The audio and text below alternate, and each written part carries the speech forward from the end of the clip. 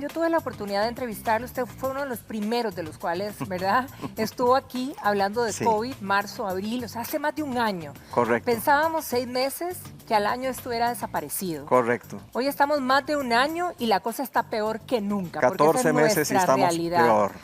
¿Qué vislumbramos para el 2022? ¿Podríamos ver la luz después de este túnel? No tenemos certeza, pero ciertamente va a tener un impacto el hecho de que estemos vacunando a la población. Esto va a mitigar. Nos decía el doctor Rosero recientemente que aparentemente podríamos esperar en un terreno óptimo que el pico de la pandemia se alcance a principios de julio probablemente, pero luego puede caer en forma progresiva, que puede ser de 2 o 3 meses más. Dice el doctor Rosero que probablemente este sea un escenario demasiado optimista y que el escenario realista habla de que probablemente para finales de julio, mes séptimo, probablemente tengamos pico. Estamos hablando de 6 semanas más de sufrimiento. Eso le iba a decir. Estamos hablando de 6 semanas. Esta cantidad de casos y demás. Estamos hablando de más de 3,000 casos diarios, Patricia, durante 6 semanas más, en donde el 5% de esos 3,000, estamos hablando de 150 pacientes diarios, requieren de hospitalización. O sea, lo que vamos a tener que hacer, si sigue así la población sin entender, es cerrar los hospitales y convertirlos en centros COVID. Es que no hay otra alternativa. La gente se llena de fantasías, que si los vamos a mandar a un gimnasio, que si los vamos a mandar a un albergue. Por supuesto que no. Esto no es la guerra. Esto no es un terremoto. Esto es algo serio que hay que enfrentar seriamente. Los hospitales tienen la capacidad para crecer, pero Patricia, si los salones COVID empiezan a comerse a los otros salones... Las otras enfermedades, las otras accidentes, ¿dónde las las otras meto? situaciones, ¿dónde se atienden? ¿Dónde las meto? Claro. No hay dónde meterlas, entonces tengo que empezar a cortar programas. Cierto tipo de cirugías tendrá que dejarse para el año entrante, cierto tipo de intervenciones en medicina tendrán que dejarse para el año entrante, cierto tipo de estudios trataremos de hacerlos ambulatoriamente, pero muchos habrá que dejarlos para después. Y desafortunadamente las esperas, desafortunadamente las listas en diferentes lugares cada vez van a ser peores. Sí, claro. La reflexión es esta, Patricia. Esto no es un terremoto. Esta es una enfermedad infecciosa que se transmite de persona a persona. Si es una enfermedad infecciosa, si se puede evitar el contagio, la sociedad costarricense tiene la fuerza para frenar esto. Tal vez durante unas semanas vamos a ver todavía casos residuales porque el periodo de incubación tiene un tiempo y los que hoy se enfermaron, los que hoy adquirieron el virus, en 4 o 6 días van a tener síntomas, pero algunos van a durar un poquito más. De modo que todavía vamos a ver pacientes enfermos durante por lo menos 2 o 3 semanas como consecuencia de lo que está sucediendo hoy.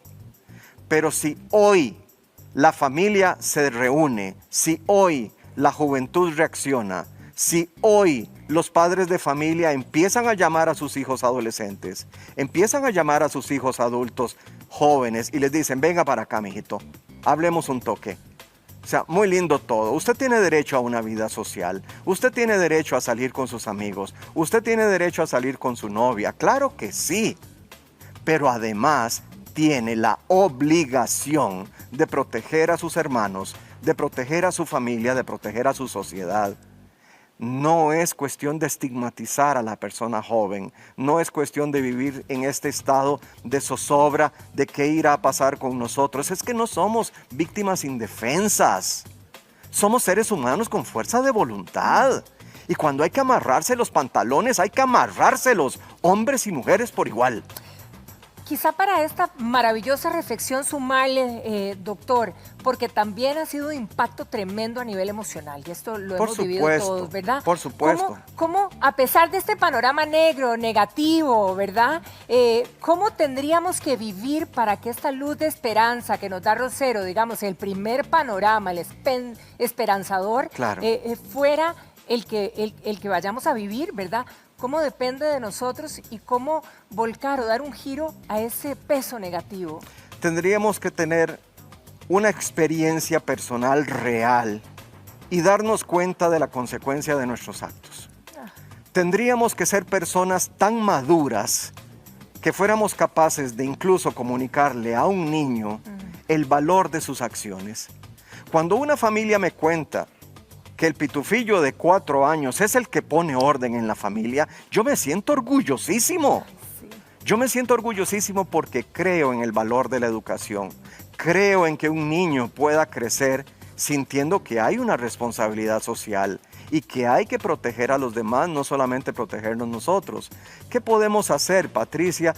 Hacer un alto en el camino, empezar a educar a los niños, empezar a educar a los adolescentes, decirle al adulto joven, haz lo que tenés que hacer, crece, madurá, haz tus proyectos, sé feliz, pero por favor en el camino, observa tus actos y cuando detectes crueldad, hace algo al respecto. Y cuando detectes que tus actos están lastimando a los demás, hace algo al respecto. Y cuando tus hormonas son más fuertes que tu razón, hombre, amarrate los pantalones, amarrátelos bien amarrados, porque este es un momento de sufrimiento para la población. Y es que las imágenes de la UCI, Patricia, son muy impactantes. Eso es como estar en un cohete.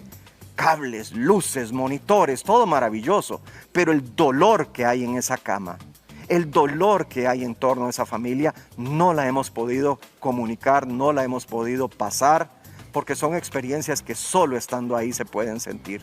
Solo la familia que todas las noches se duerme con la zozobra de que ese teléfono carajo suene y sea una noticia terrible. Y con el perdón de usted, doctor, pero también esa zozobra que vive cada familia, porque cuando uno tiene a una persona en ese estado, correcto, uno lo único que puede es coger un teléfono y llamar y a uno le dicen estable. Eso es lo único que recibe, ¿verdad? De parte de uno. Y uno eso es lo que vas a recibir. Exacto.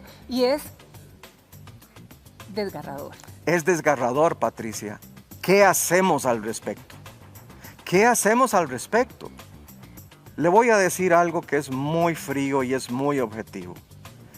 Para cada cierto número de pacientes COVID, un porcentaje van a tener que ser hospitalizados siempre. Y de ese porcentaje de pacientes hospitalizables, un porcentaje va a ir a cuidados intensivos. Y de estos la mitad va a morir, se haga lo que se haga, porque la enfermedad no perdona.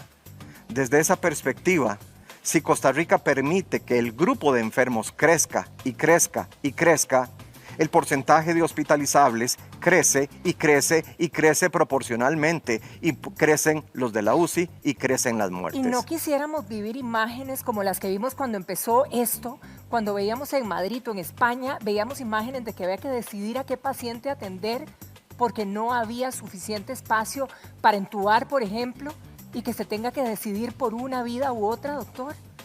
Yo le pido a Dios que eso nunca suceda en Costa Rica, pero eso no depende de mí.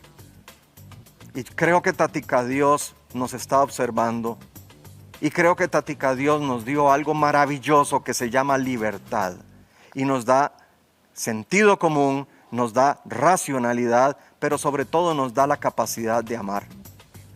No puedo concebir una persona que diga que es capaz de amar a los demás y que siga indiferente y que siga con esa actitud de a mí que me importa, mientras los demás se mueran está pura vida, porque mientras el muerto no es mío, ¿qué me importa? No, eso ya no sirve, ese panorama, esa posición. Pues algo tendremos que hacer, Patricia. A esto hay que ponerle freno y no sé si no sé dónde está la respuesta.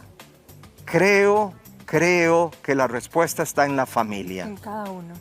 Y en la familia que habla, en la familia que educa, en la familia que comparte, podemos tener la fuerza más impresionante del universo, la fuerza más maravillosa, que es la fuerza del cambio social que deriva de cada vez más personas de buena voluntad.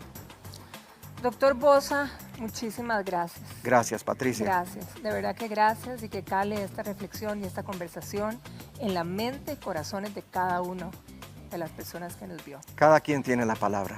Que tenga un feliz día, doctor. Gracias, Patricia. Vamos a una pausa, son las 8:59 y volvemos aquí con más Sin Giros.